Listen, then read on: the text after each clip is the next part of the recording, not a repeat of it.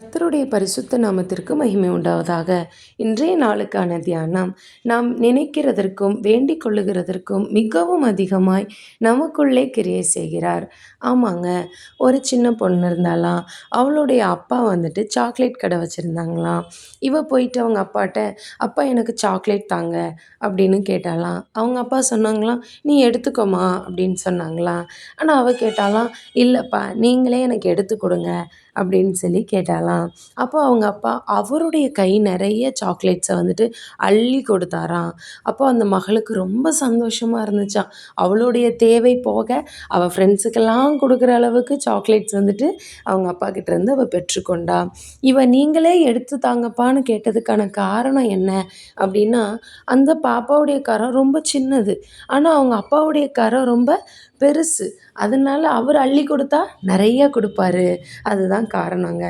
அதே போல தாங்க, நமக்கு நிறைய விருப்பங்கள் இருக்கலாம். நிறைய குறைவுகள் நம்ம வாழ்க்கையில நிறைய தேவைகள் வந்துட்டு இருக்கலாம். அது எல்லாவற்றையும் நம்மளே செஞ்சுக்கலாம். நம்ம சுய பலத்தினால, சுய முயற்சிகளினால, நம்மளுடைய தாளந்துகள்னால நம்மளே சரி செய்து கொள்ளலாம் அப்படின்னு சொல்லி நினைப்பதை காட்டிலும், ஜெபத்தில நம்ம இயேசு அப்பாவிடம் நம்ம வந்துட்டு தெரியப்படுத்தணும்.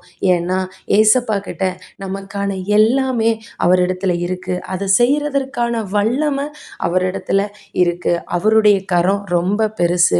அவர் ஆசீர்வதிச்சார்னா நம்மளுடைய தேவைகளும் சந்திக்கப்படும். நம்ம மற்றவர்களுக்கு கொடுக்கத்தக்க நம்மளை நிறைவாய் ஆசீர்வதிப்பார். நம்ம ஜெபிப்போமா? அப்பா பிதாவே, உம்மை துதிக்கிறோம், உம்மை ஸ்தோத்திரிக்கிறோம் அப்பா.